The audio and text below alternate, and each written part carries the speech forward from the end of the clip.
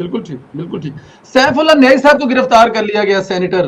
उनके कुछ मोबाइल और लैपटॉप को 15-20 दिन महीना पहले कब्जे में लिए थे और उनका नाम फॉरेन फंडिंग और दूसरे मामले में, और ये भी कहा जा रहा है कि शहबाज गिल साहब की इंफॉर्मेशन के बाद लाहौर से हामिद जमान साहब को और सैफुल्लाह साहब को गिरफ्तार किया गया।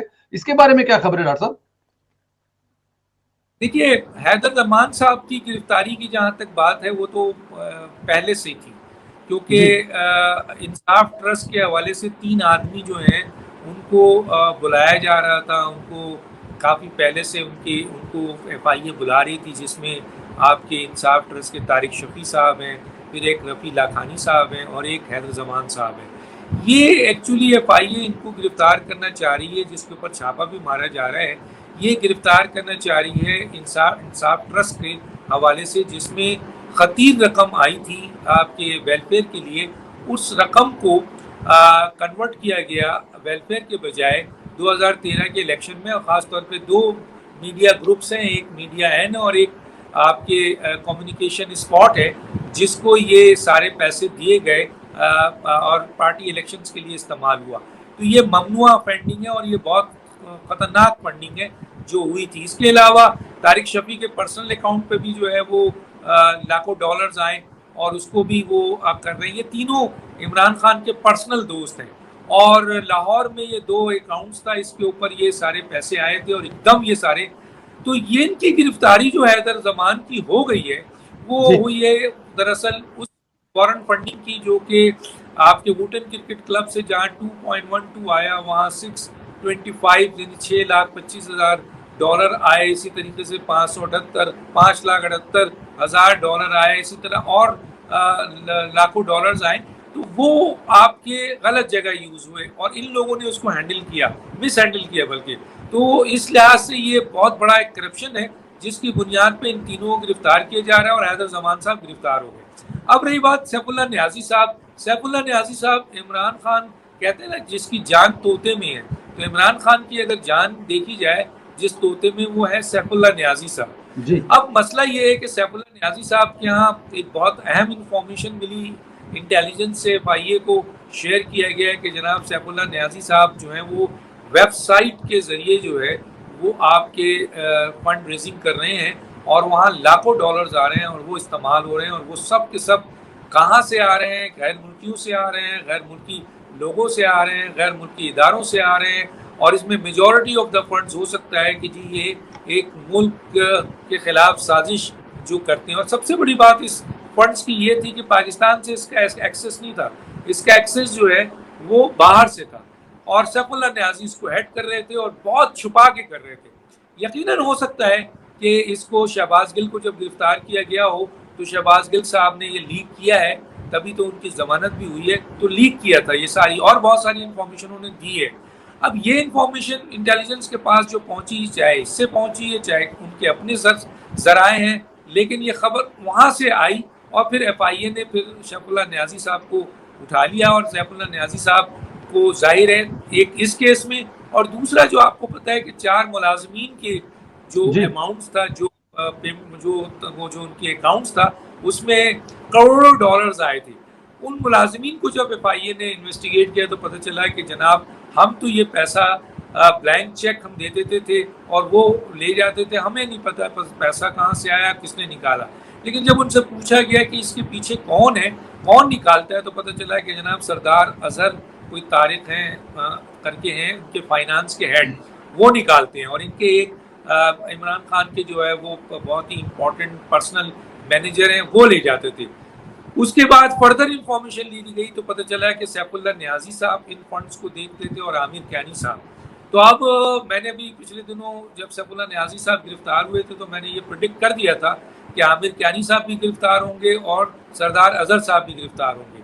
और ये दोनों जो है वो आपके ये 3 अफराद हैं जो कि उस अकाउंट्स को, जो कि मुलाजिमीन के अकाउंट्स थे, उससे डायरेक्ट पैसा निकालते थे और कहाँ देते थे। अब सैफुल्लाह न्याजी साहब बहुत कुछ बता चुके होंगे।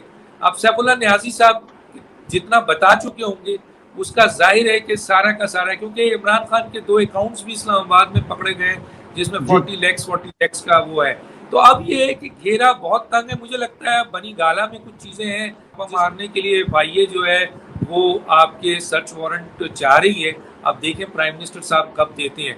तो जैबुल्ला न्याजी बहुत कुछ दे चुके होंगे और इस वक्त इमरान खान सबसे ज़्यादा जो परेशान होंगे Imran Khan foreign funding case में, और सबसे ज़्यादा जो परेशान होंगे वो सैफुल्लाह न्याजी साहब के, क्योंकि सैफुल्लाह न्याजी उनके लिए तोते की जान है। तोते में जान है, सैफुल्लाह न्याजी साहब फरमा रहे। डॉक्टर साहब, ये मुसीबतों को दावते दे रहे हैं खुद इमरान खान न्याजी साहब, इधर से तो दे रहे हैं, पंजाब हुकूमत में राणा सनाउल्लाह साहब के खिलाफ वारंट जारी, गिरफ्तारी कर दी है और फैसलाबाद से 2-4 बंदे पुलिस के उनको लेने के लिए कोसार पुलिस स्टेशन भी पहुंच गए हैं।